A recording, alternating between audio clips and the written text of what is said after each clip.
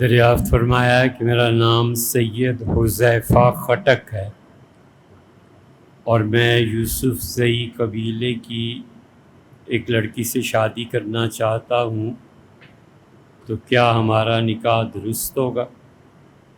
درست نکاح پڑھا دیں تو درست ہی ہوگا بھائی، غلط پڑھائیں گے تو غلط ہوگا، اور کیا؟ مسئلہ یہ ہے کہ آپ اپنے نام پہ غور فرمائیں کہ آپ سید ہیں یا خٹک ہیں۔ بڑا سنگین مسئلہ ہے۔ اگر آپ نسباً سید ہیں اور حضرت رسالت پناہ صلی اللہ علیہ وسلم کی اولاد میں سے ہیں تو آپ خٹک کیسے ہو گئے؟ وہ تو پٹھانوں کا ایک پورا قبیلہ ہے۔ مثلا ایک آدمی کہتا ہے کہ وہ خان ہے، اب خان بھٹو، یہ سمجھ میں نہ آنے والی بات ہے۔ بھٹو ایک ذات ہے، تو تم خان ہو یا بھٹو ہو؟ کیا ہو؟ زرداری ایک قبیلہ ہے، اس کے بچے زرداری کہلائیں گے۔ اب وہ جو کہیں کہ ہم زرداری بھی ہیں اور اس کے ساتھ بھٹو بھی ہیں اور اس کے ساتھ چونکہ ہم شیعہ ہیں لہٰذا سید بھی ہیں، تو کتنے باپ پلانے ہیں؟ اس لیے یا تو آپ سید ہیں اور یا آپ خٹک، یا تو آپ کے پاس حضور اقدس صلی اللہ علیہ وسلم تک پورا نسب نامہ موجود ہونا چاہیے کہ حضرت رسالت مآب صلی اللہ علیہ وسلم سے صاحبزادی صاحبہ، ان سے پھر سیدنا حسین اور سیدنا حسن، اور حسن مجتبیٰ رضی اللہ تعالیٰ عنہ کی اولاد، اور پھر سیدنا حسین علیہ السلام کی اولاد زین العابدین، اور پھر امام باقر وغیرہ وغیرہ، آگے چلتے چلتے یہ ہے سیدوں کا شجرہ۔ خٹک جو اپنا شجرہ پٹھانوں کا ہے وہ حضور صلی اللہ علیہ وسلم تو نہیں ملتا، تو آپ دونوں کیسے ہو گئے؟ یہ اسی طرح ہے جیسے کوئی کہے کہ میرا نام سید سعد خان ہے، تو تم یا سید ہو اور یا خان ہو، یار ایک چیز ہو نا۔ یہ تو نہیں ہو سکتا کہ آپ سید بھی ہو۔ خانوں کا اصل جا کر کہیں کافروں سے، یہودیوں سے، بنی اسرائیل سے جہاں بھی ملتا ہو، جو ان کا جد اول مسلمان ہوا تھا، وہاں سے آگے کو نسل چلی نا۔ یہ نہیں ہو سکتا کہ دو دو نسلیں ایک ہی خاندان میں جمع ہو جائیں۔ جیسے سردار عبدالقہار عباسی خان، یا تو تم سردار ہو یار ایک ذات ہے، یا عباسی ہو ایک ذات ہے، یا خان ہو ایک ذات ہے۔ اب تینوں ذاتیں ایک نام میں، یہ جہلا کے ہاں ہوتا ہے، پڑھے لکھے لوگ اس کو قبول نہیں کرتے۔ حضرت شاہ ولی اللہ محدث دہلوی رحمۃ اللہ علیہ اپنے آپ کو فاروقی لکھتے ہیں، اور حضرت رحمۃ اللہ علیہ اپنے آپ کو سیدنا عمر رضی اللہ عنہ کی اولاد لکھتے ہیں۔ اور جب ان کے نسب پر مورخین نے بحث کی ہے تو سیدنا عمر رضی اللہ عنہ کی خاندان میں آگے چل کے ایک فرد آتا ہے، وہ کہتے ہیں یہ کہاں سے آگے بھئی، یہ تو فاروقی نہیں ہے۔ تو مورخین جب بحث کرتے ہیں تو اس پہ اڑ جاتے ہیں۔ تو سچ بولنا سیکھیے، اور سچ بولنے سے زیادہ ضروری ہے کہ سچ سننا سیکھیے۔ سچ سن کے اگر گالیاں دینی ہیں تو بہتر ہے اپنی عاقبت برباد نہ کرو۔ یا آپ سید ہیں اور یا آپ خٹک ہیں، ایک ہی چیز ہو سکتی ہے، دو نہیں ہو سکتی۔ باقی وہ یوسف زئی قبیلے کی خاتون ہیں، ان سے آپ نکاح کرنا چاہتے ہیں تو ضرور کریں بھی، اس میں کیا حرج؟ سید ہونا امتیوں سے نکاح کو باطل قرار نہیں دیتا، سیدھی سی بات ہے۔ ایک سید امتی سے نکاح کر سکتا ہے اور امتی سیدوں سے نکاح کر سکتی ہے، اس میں کوئی حرج نہیں۔ یہ صرف بات اہل تشیع کے ہاں ہے کہ وہ غیر سید میں نکاح کو بعض ان کے علماء جائز قرار نہیں دیتے، اور ان کے اثر سے ہمارے بعض سنی حضرات اس بات کے شدت سے قائل ہوئے ہیں، ورنہ اصل فتویٰ اس پہ نہیں ہے۔ ہمارے حضرات بھی اور شیعہ میں جو بہت سے ائمہ ہیں، ان کے مجتہدین اور مراجع ہیں، وہ سب حضرات امتی اور سید میں فرق نہیں کرتے۔ پہلے زمانوں میں اس لیے فرق کیا جاتا تھا کہ خاندانوں کے اپنے رسم و رواج ہوتے تھے، رہنے کے طریقے ہوتے تھے۔ بہرحال خلاصہ یہ کہ آپ اپنے آپ کو یا تو سید ڈکلیئر کیجئے اگر آپ کے پاس کوئی ثبوت ہے، اور اگر ثبوت نہیں ہے تو ہمارے زمانے میں شہرت نسب کو ثابت نہیں کرتی۔ یہ دوسرا اصول فقہا نے لکھا ہے کہ شہرت نسب کو ثابت کرتی ہے۔ مثلا شہرت یہ ہے کہ ہم پٹھان ہیں، اسے ثابت نہیں ہو جاتا، ہمیں ثابت کرنا پڑے گا کیونکہ جھوٹ عام ہو گیا۔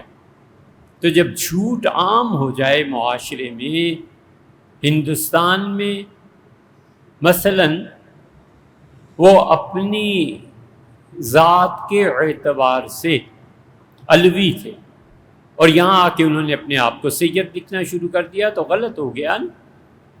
بہت سے سنی ہم نے دیکھے کہ ہیں وہ جس بھی ذات سے تعلق رکھتے آہستہ آہستہ اپنے نام کے ساتھ حیدری بڑھاتے، حیدری کے لفظ کے بعد اگلی جو نسل آتی ہے نا 2-3 پیڑھیاں پھر وہ سید ہو جاتے۔ تو اس لیے جھوٹ کا ایک بازار گرم ہے۔ اصل جد امجد تک پورا شجرہ ثابت ہونا چاہیے، اور محض شہرت جو ہے اگرچہ پرانے فقہا میں وہ دلیل تھی لیکن اب ہمارے زمانے میں وہ دلیل نہیں رہی۔ آبادیوں کے انخلا اور آپس کے رشتے کچھ کے کچھ ہو گئے۔ ایک سوال یہ بھی فرمایا ہے کہ ڈی این اے چیک کرایا جائے، تو ڈی این اے آج جو چیک کرائیں گے کہ یہ سید ہے تو حضرت رسالت مآب صلی اللہ علیہ وسلم تک بھی آپ پہنچ جائیں گے ڈی این اے کے ذریعے۔ فضول باتیں، جنہیں پتہ ہی نہیں ہے کہ ڈی این اے کیا چیز ہوتا ہے اور کیا نہیں، وہ جاہل بھی اٹھ کے سوال لکھ کے بھیج دیتے ہیں۔ بھی آپ کو نہیں ایک بات سمجھ میں آتی ہے مت سنیے۔ اور اس پہ اعتراض ہے کہ ہم نے کہا نسب نفع دے گا، بجائے اس کے کہ ہم اس پہ مزید کوئی بات کریں۔ جائیے اور شامی کو پڑھیے، اور شامی رحمۃ اللہ علیہ نے رسائل ابن عابدین میں پوری تشریح کی ہے کہ حضرت رسالت مآب صلی اللہ علیہ وسلم کا نسب سید کو نفع دے گا یا نہیں دے گا۔ یہ جتنی آیتیں آپ ہمیں لکھ کے بھیج رہے ہیں نا، یہ پہلی بھی امت جانتی تھی، اور پہلی بھی امت نے انہیں پڑھا تھا، آپ نئے نہیں پیدا ہو گئے۔ جنہیں حجے بھی شاید قرآن کریم کے نہ کرنے آتے ہیں اور ہمیں بھیج رہے ہیں کہ اللہ تزر وازرۃ وزر اخری، اور قیامت میں اللہ نے کہا کوئی کسی کا بوجھ نہیں اٹھائے گا، اور اللہ نے کہا کہ لا تنفع الشفاعہ، شفاعت قیامت میں کام نہیں آئے گی۔ تو میرے بچے کل شفاعت کا بھی انکار کر دینا اور اللہ سے دعا بھی مانگا کرو کہ اللہ حضور صلی اللہ علیہ وسلم کی شفاعت سے محروم فرما۔ یہ نئی نئی باتیں، یہ نئی نئی آیات کیوں سناتے ہو یار؟ ہمارا وقت ہی ضائع ہوتا۔ شامی نے تفصیل سے لکھا ہے کہ قیامت میں کوئی کسی کی گناہ نہیں اٹھائے گا، وَلَيْسَ لِلْإِنسَانِ إِلَّا مَا سَعَى، اور انسان کو وہی ملے گا جو اعمال کرتا رہا ہے۔ اور اس کے بعد وہ کہتے ہیں اصل یہ ہے، اور ایکسٹرا جو اسے بینیفیشری ملے گی، ایکسٹرا جو ملے گا کہ وہ حضور صلی اللہ علیہ وسلم کے خاندان میں تھا، بخاری تھا، نقوی تھا، قاسمی تھا، مشہدی تھا، کوئی بھی تھا، یہ سارے شہر ہیں نا، یہ اشخاص کے نام ہیں۔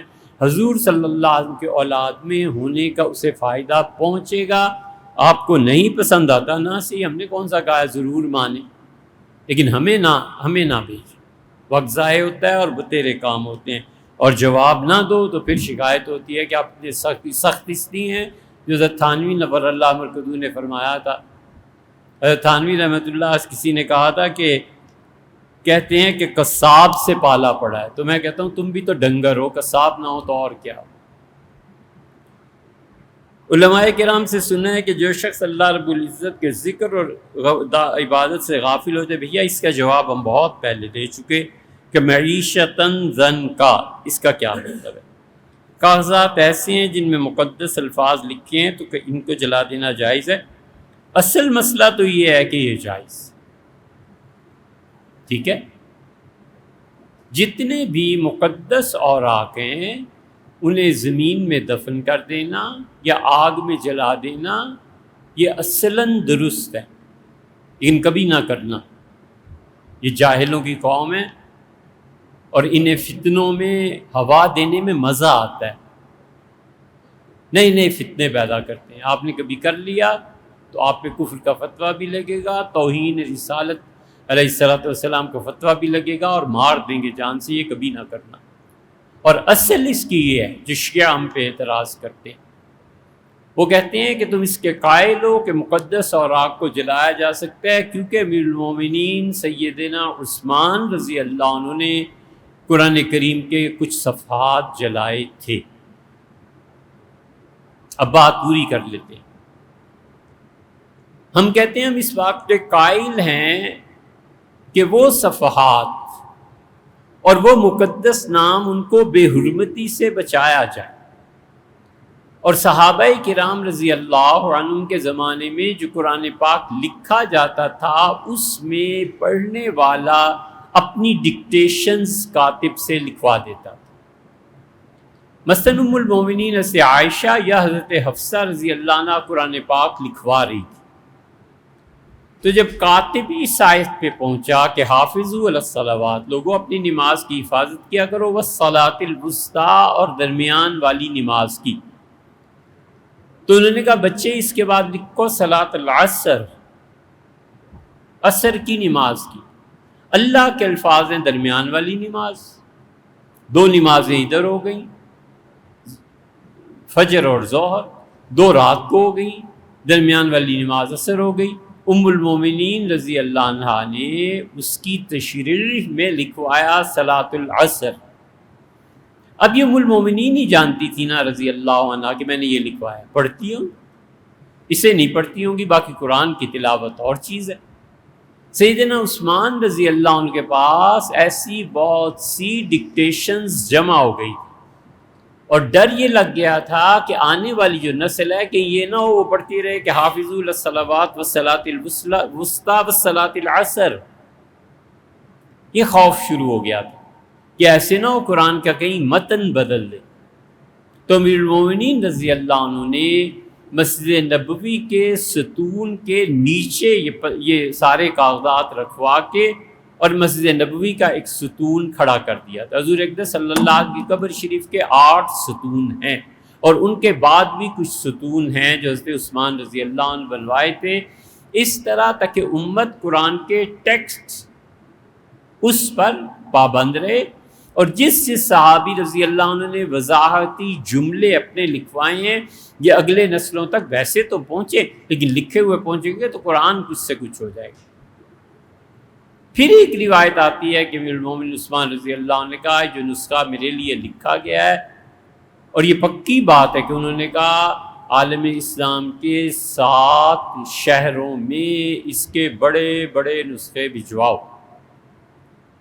اور شہر کی جو سینٹرل ماسک ہے اس میں یہ نسخہ رکھو، اور لوگوں کو کہو کہ آئیں اور اس قرآن کو دیکھ کر اپنا قرآن لکھ کے لے جائیں، اور فرمایا اس کے علاوہ کوئی چیز باقی نہیں رہنے دی جائے گی۔ اس کو کہتے ہیں کہ سیدنا عثمان رضی اللہ عنہ جامع القرآن، انہوں نے قرآن کو جمع کیا اور پھر نشر کر دیا۔ یہ تھی اصل بات۔ لوگ کہتے ہیں انہوں نے جلوا دیے ہوں گے بھی، اس لیے کہ امت کی حفاظت اور قرآن کا ٹیکسٹ یہ زیادہ ضروری ہے۔ یہ تو ہمارے عرف میں جلانے کو چونکہ برا سمجھتے ہیں، اس لیے یہ ہمارا عرف ہے۔ صحابہ رضی اللہ عنہ مسجد نبوی میں جوتوں سمیت نماز پڑھ لیتے تھے، اس لیے کہ وہاں عرف الگ تھا۔ یہاں پر عرف الگ ہے، یہاں جوتوں سمیت مسجد میں آنا بے ادبی سمجھی جاتی ہے۔ تو اس لیے جو آپ نے لکھا ہے یہ اصل مسئلے کی بدین سے تحریر فرمایا، وضاحت کر دی، لیکن یہ کبھی کیجیے گا نہیں، بالکل نہ کرنا۔ ایک عالم دین نے بتایا کہ اللہ کے نزدیک طاقتور ایمان والا سب سے محبوب ہے اور اللہ کے قریب ہے۔ بالکل ٹھیک ہے، حضور صلی اللہ علیہ وسلم قوی مومن ضعیف مومن سے اچھا ہے۔ اس کا مطلب یہ بتایا ہے کہ زیادہ مال والا آدمی اللہ کے زیادہ قریب ہے۔ کیا کہنے، جس کا مال کم ہوتا ہے وہ اللہ کے نزدیک بھی کم ہوتا ہے۔ بالکل صاحب، کیا بات ہے! کیا یہ عقیدہ جو مولانا نے بتایا یہ ہندوانہ عقیدہ نہیں ہے کہ ان کے بھگوان کے نزدیک بھی جو سب سے امیر آدمی ہے وہ بھگوان سے بہت قریب ہے؟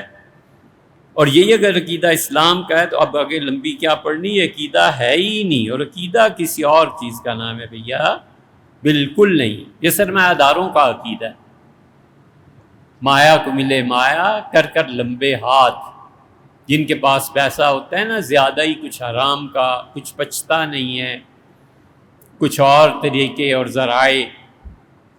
سب سے اچھا ملک، سب سے اچھا ملک دنیا میں اس وقت پیسہ کمانے کے لیے ہمارا عزیز ملک ہے، صرف ایک شرط ہے کہ اللہ کا خوف نہ ہو۔ اگر خدا کا خوف نہیں ہے تو اتنی اچھی مارکیٹ دنیا میں ہے ہی نہیں، تو آدمی کرے، پتہ ہوتا ہے آخر ڈبو رہا ہوں تو بس ایک ہی جہان رکھ لینا، یہ رکھے یا یہ رکھے یا یہ رکھے، قطعاً ایسی کوئی چیز نہیں۔ حضور اقدس صلی اللہ علیہ وسلم جو فرمایا، اہل علم نے اس حدیث کا مطلب یہ لکھا ہے کہ اس زمانے میں لوگ جسمانی طور پر لڑتے تھے، تو ایک قوی اور طاقتور مومن جو کسی کمزور کو پچھاڑ کے زمین پہ دے مارے، اللہ کو زیادہ اچھا لگتا ہے بنسبت اس کے کہ کافر تو قوی ہو اور مومن جو ہے یہ ضعیف۔ اسی لیے تو رسول اللہ صلی اللہ علیہ وسلم نے عہد میں ایک صحابی رضی اللہ عنہ کو واپس بھیجا تھا، ان کا اللہ کے رسول آپ نے اس بچے کو رکھ لیا، مجھے واپس بھیجتے ہیں، ہماری کشتی کرا لیں۔ کشتی جب کرائی تو بچہ اسے واپس بھیجا تھا، اس نے اس کو پلٹ دیا، تو حضور صلی اللہ علیہ وسلم خوش ہوئے اور اسے رکھ لیا۔ جو بچے کثرت کرتے ہیں، جم میں جاتے ہیں، جم باڈی بناتے ہیں، جو بچے تیرتے ہیں، وہ اللہ کو زیادہ پسند ہیں بنسبت ان بچوں کے جو سست لیٹے ہوئے رہتے ہیں، نماز ہے، اچھا اٹھتا ہوں، یہ ہے وہ ہے۔ یہ بھی کوئی زندگی ہے یار؟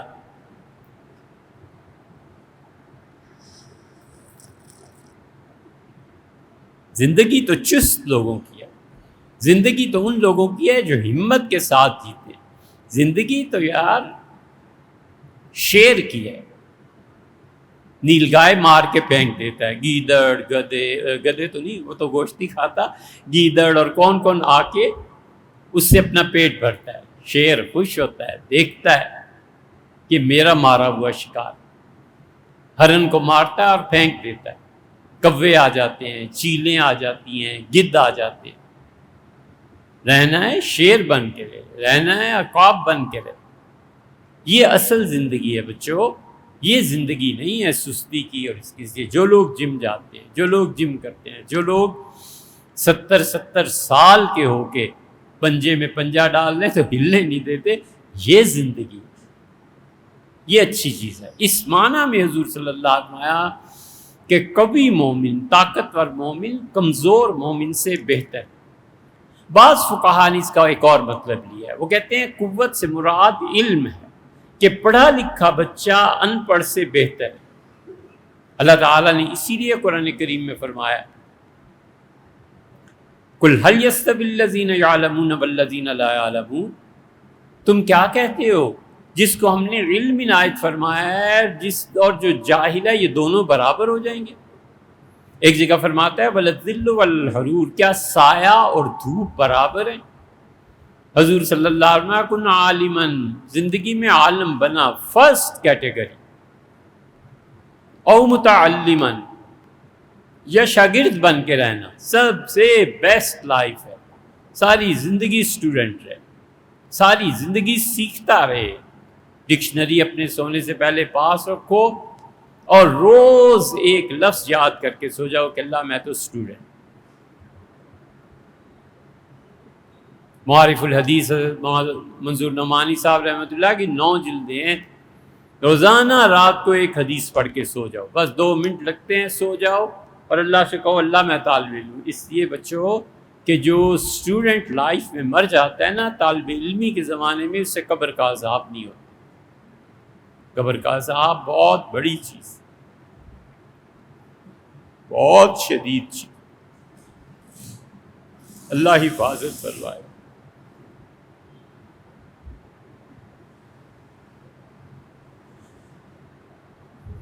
اس لیے فرمایا کہ کن عالماً، عالم بن کے رہو، نہیں شاگرد بن کے رہو۔ یا پھر مستمعاً، ان جگہوں پہ جایا کرو جہاں تمہیں نئی نئی علمی تحقیقات سننے کو ملتی ہیں۔ 3 درجے ہو گئے، ولا تکن رابعاً، اور فرمایا چوتھے درجے کا آدمی نہ بننا وگرنہ مارے جاؤ گے، ہلاک ہو جاؤ۔ تو اس لیے سب پہ ٹاپ پہ وہ ہے جو علم میں نئی سے نئی بات سامنے آتی ہے، نئے سے نیا پھول کھلتا ہے، نئی سے نئی خوشبو ہے۔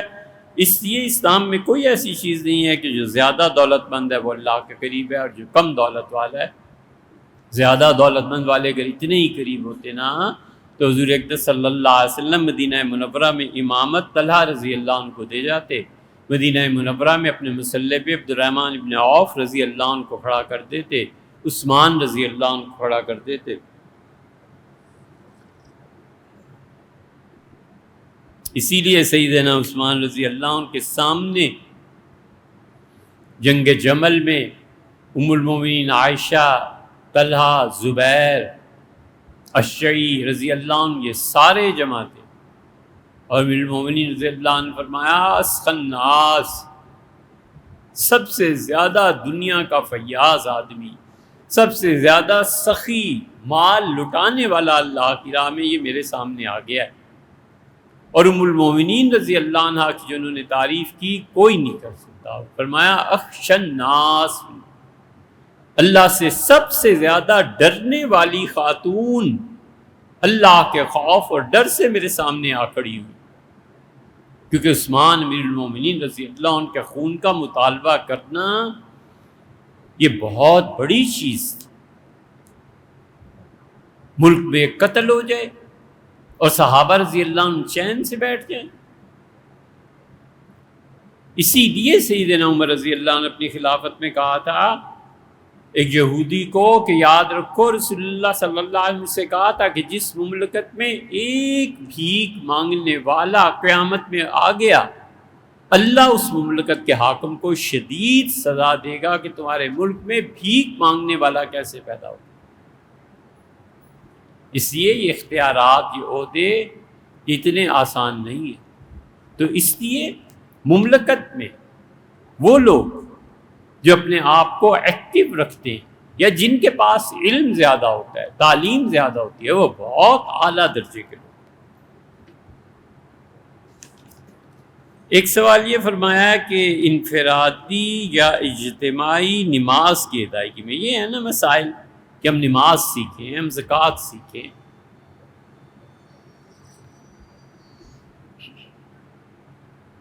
ہم اخلاقیات سیکھیں۔ جماعت میں نماز کی ادائیگی کے دوران قیام، رکوع، سجود اور تشہد کے دوران اتنی آواز بلند ہو جائے کہ پاس کھڑے ہوئے شخص کو سنائی دے تو کیا نماز ٹوٹ جائے گی؟ کیا خواتین گھر پہ بآواز بلند نماز پڑھ سکتی ہیں؟ 2 مسئلے ہیں ابھی۔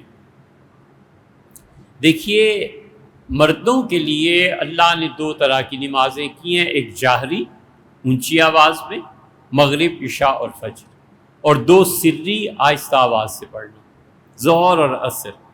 اس میں کوئی آدمی اتنی آواز سے پڑھے، ظہر اور عصر میں اتنی آواز بلند کرے کہ خود سن لے، ٹھیک ہے، کوئی حرج نہیں، 1-2 آدمی اور بھی سن لیں، کوئی حرج نہیں، لیکن اتنی اونچی آواز سے پڑھے کہ پہلی صف سننے لگے تو یہ نماز جان بوجھ کے کر رہا ہے تو ہوگی نہیں، کیونکہ آہستہ آواز سے پڑھنا واجب ہے، اس نے واجب کو چھوڑا، اس کی نماز ٹوٹ گئی۔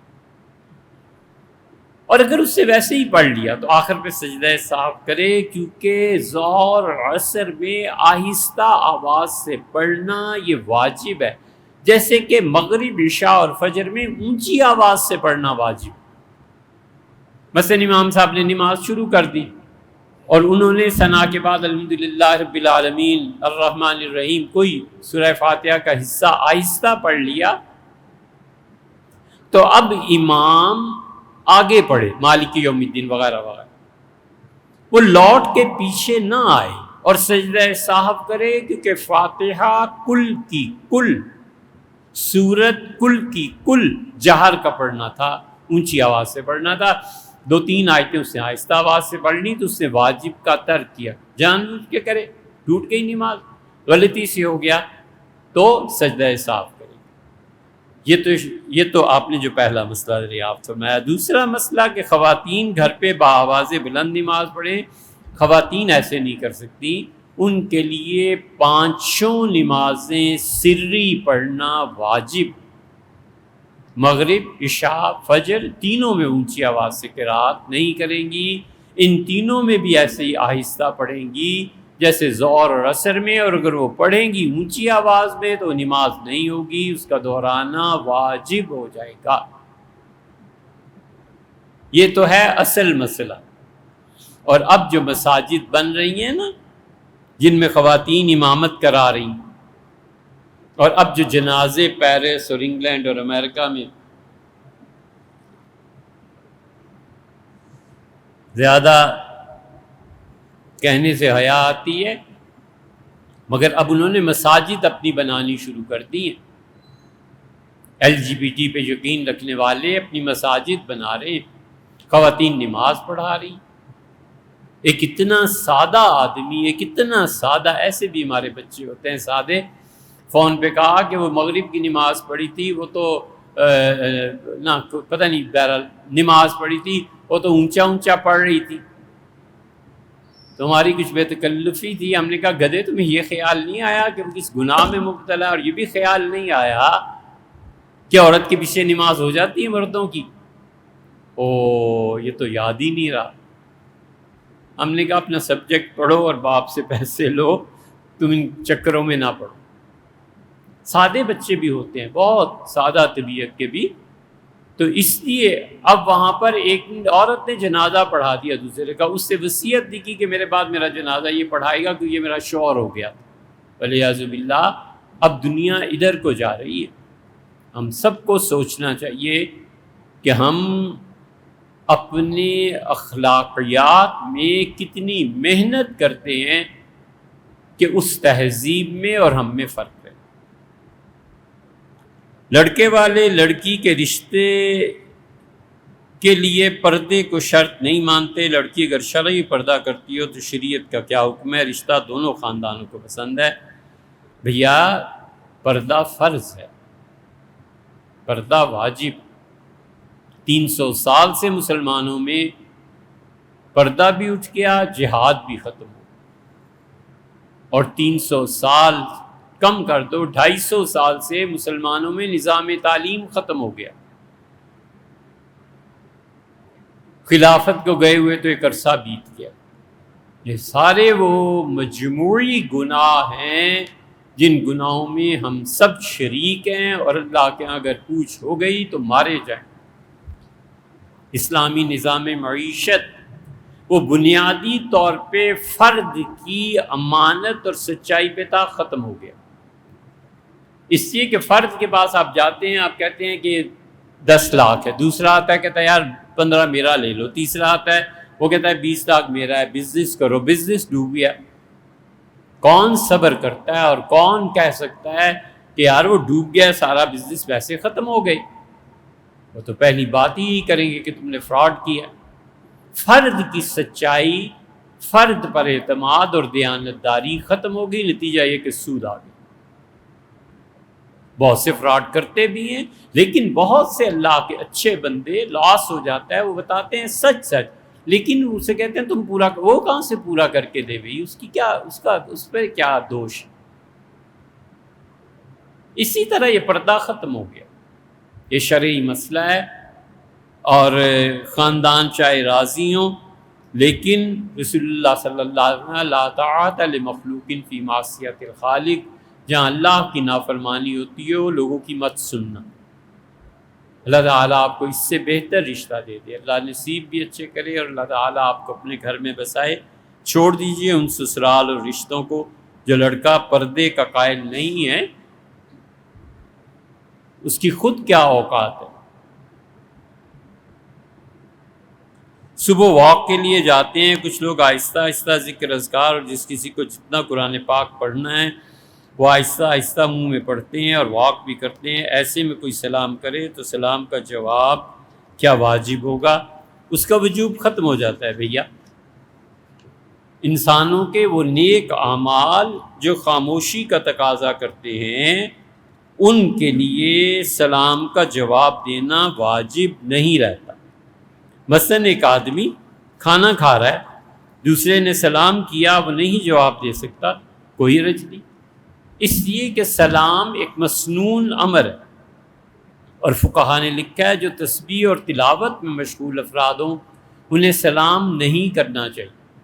اسی لیے اصل مسئلہ یہ ہے کہ مسجد میں جب آدمی آئے پہلا آدمی تو سلام کرے اللہ کے فرشتوں کو اور جنات کو جو مسجد میں رہتے ہیں، اور جب وہ دیکھے یا کوئی بھی کہ لوگ تلاوت میں، ذکر اذکار میں، دعا میں مصروف ہیں تو پھر بالکل سلام نہ کرے، کیونکہ جو اللہ کے ساتھ اس کا تعلق بنا ہوا ہے نا نماز میں، کیا پتہ کس طرح دعا مانگ رہا ہے، کیا پتہ کس خلوص سے تلاوت کر رہا ہے، تو آپ نے سلام کر کے خالق سے توڑ کے اپنے ساتھ متوجہ کر لیا کہ پہلے میرا تو جواب دو۔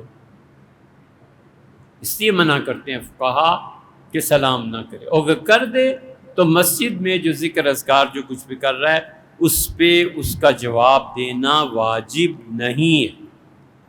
اسی طرح ہر وہ شخص جس کے سلام سے پہلے انسان کو معلوم ہو کہ یہ سلام صرف کچھ مانگنے کے لیے ہے، اس کا جواب دینا بھی واجب نہیں۔ آپ گاڑی میں ہیں، اس نے ونڈو ناک کی، آپ کو پتہ ہے کہ اب اس سے کچھ نہ کچھ مجھ سے طلب کرنا ہے، تو ایسے شخص کے سلام کا جواب واجب نہیں ہے۔ آپ نہیں شیشہ نیچے کرتے کہ خدا نخواستہ کوئی واردات ہی نہ ہو جائے، کوئی مار نہ دے، کوئی کچھ کہہ نہ دے، یا میرے پاس پیسے تھوڑے ہیں، میں شرم سے کچھ دے بیٹھوں گا تو بعد میں خود ہی بھگتتا رہوں گا، پیسے ہوں گے نہیں۔ یہ سارے عذر ہیں جو شریعت نے انسانوں کے تسلیم کیے ہیں، اور ترغیب دینے کے باوجود کہ اللہ کی راہ میں خرچ کرو، یہاں پہنچ کے شریعت کہتی ہے سب سے پہلے اپنے آپ کو دیکھو پھر اس کے بعد